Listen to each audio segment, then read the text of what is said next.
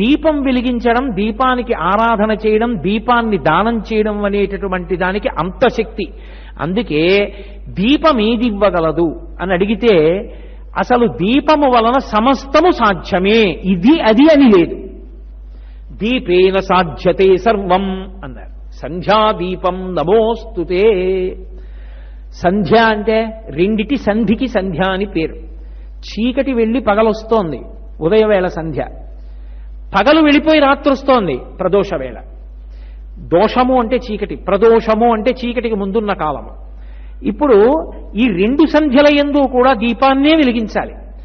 ఉదయం వేళ వెలిగించేటటువంటి దీపం ఒక లక్షణంతో ఉంటుంది, సంధ్యాదీపం ఒక లక్షణంతో ఉంటుంది. ఉదయం వేళ వెలిగించేటటువంటి దీపం పూజలో కృతజ్ఞతావిష్కారం అవుతుంది. ఇది మీరు కొంచెం జాగ్రత్తగా ఆ సిద్ధాంతాన్ని పట్టుకోవలసి ఉంటుంది.